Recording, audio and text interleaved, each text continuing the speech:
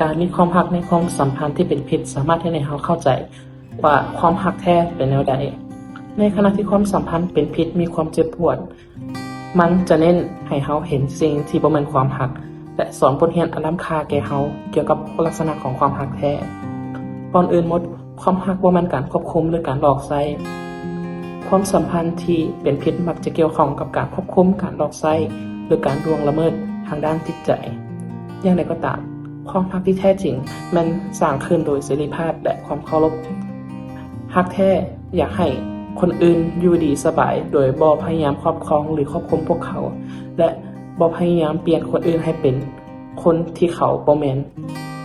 อันที่2ความรักมันบ่ได้อิงใส่ความย้านขวาหรือความบ่มั่นคงในความสัมพันธ์ที่เป็นพิษคนเฮามักจะรู้สึกย้านว่าตัวเองจะถูกทิ่มอยู่เสมอหรือความบ่มั่นคงในทางตรงกันข้ามความรักที่แท้จริงจะให้ความปลอดภัยความมั่นคงและความรู้สึกของความเป็นของซึ่งกันและกันอันที่3รักแท้นั้นบ่มีเงื่อนไขความสัมพันธ์ที่เป็นพิษมักจะมีเงื่อนไขเสมอเช่นข้อยจะรักเจ้าถ้าเจ้าเฮ็ดตามความคาดหวังของข้อยความรักที่แท้จริงแม่นบ่มีเงื่อนไขนำบ่ได้เรียกร้องให้มีความสมบูรณ์แบบแต่จะเป็นการให้ที่4รักแท้แม่นการมีความเคารพและการเสียสละเพื่อซึ่งกันและกันในความสัมพันธ์ที่เป็นพิษคนผู้หนึ่งอาจจะเสียสละความสุขของตนอย่างสม่ำเสมอในขณะที่อีกคนนึงได้ผลประโยชน์ในทางตรงกันข้ามความรักที่แท้จริงแม่นการเฮ็ดเพื่อซึ่งกันและกันทั้งสองคนเบิ่งแยงความต้องการของกันและกัน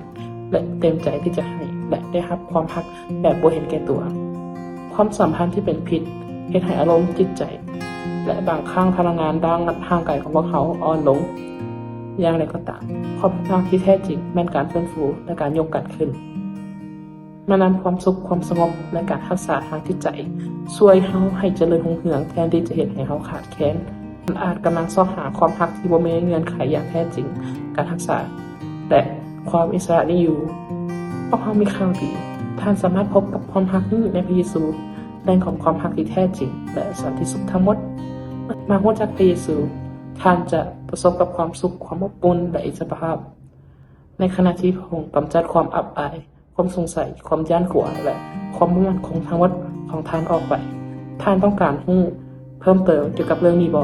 ร่วมกับพวกเขาขอพระเจ้าอวยพร